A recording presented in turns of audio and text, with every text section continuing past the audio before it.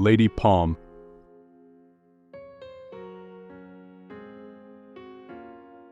Hello friends, welcome to our channel. Today we're going to talk about one of the most popular houseplants, the Rhapis palm.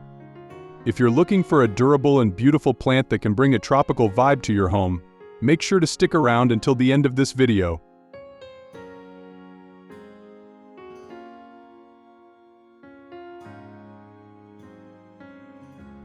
The Rhapis palm, Rhapis excelsa, belongs to the family Ericaceae and is native to the southern regions of China and Taiwan. The Rhapis palm can grow up to approximately 10 to 13 feet 3 to 4 meters in height, with stem diameters ranging from about 0.4 to 1.2 inches 1 to 3 centimeters. This plant has multiple stems that originate and grow from an underground rhizome.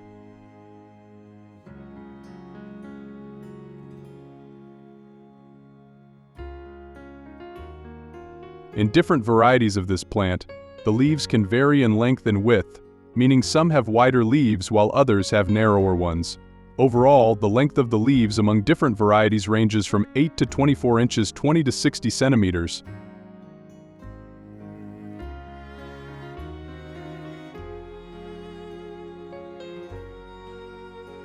This beautiful plant was first popularized by the Japanese for decorating palaces and later made its way to Europe and eventually America. Due to its low light requirements and moderate humidity needs, it is an excellent choice for decorating offices, commercial spaces, and indoor environments.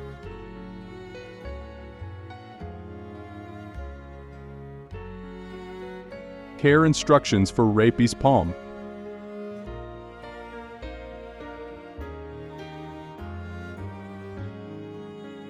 Watering Rhapis palm. To prevent root rot, it's best to water the plant when the top 1 to 2 inches 2 to 3 cm of soil are dry. Underwatering can lead to browning tips and edges of the leaves and cause the leaves to droop. However, overwatering can result in root rot, which will cause brownish red spots on the leaves, and eventually, the leaves will turn yellow, the stems will bend at the base, and the plant will die.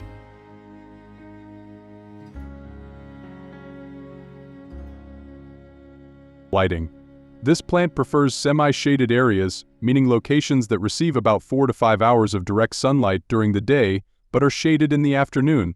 If the light is too intense, the leaves may turn a yellowish green.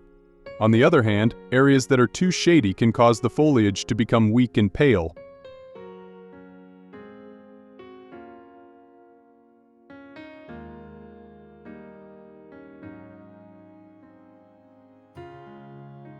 Temperature. Rhapis palms can tolerate a minimum temperature of about 23°C.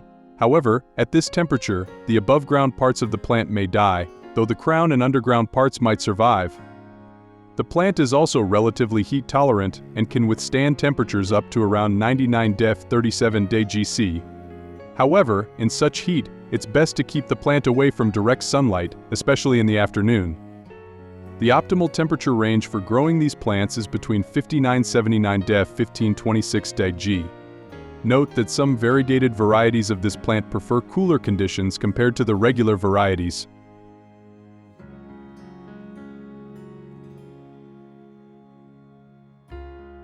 Soil.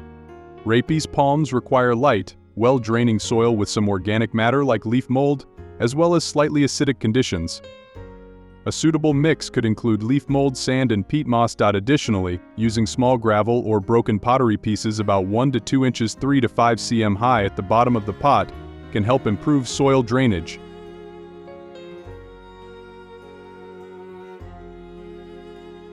Fertilization. Rhapis palms are slow-growing plants, so they require minimal fertilization. You can fertilize them monthly during the growing season with a 1010-1010 formula at half strength, but avoid fertilizing during the fall and winter.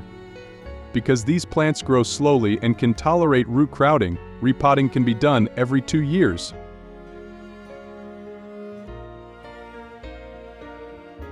Propagation of Rhapis palm. The most common method of propagation is division, which can be done in the spring or early summer.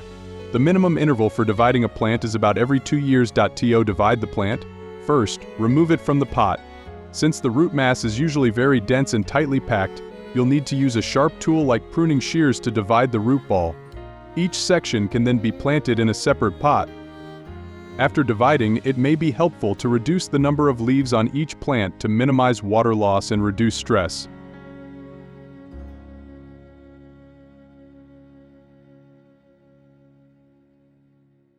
How to prune a Rhapis palm. Rhapis palms don't require special pruning, except for removing older leaves that have naturally turned yellow or cutting off leaves and stems that have been physically damaged or killed by cold.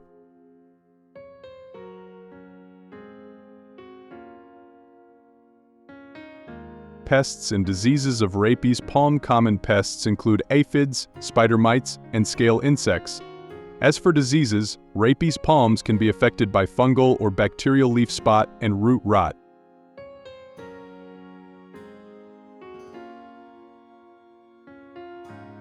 I hope this video has helped you take better care of your Rhapis palm. If you have any questions, feel free to ask in the comments section, and don't forget to subscribe to our channel for more videos. Until the next video, goodbye.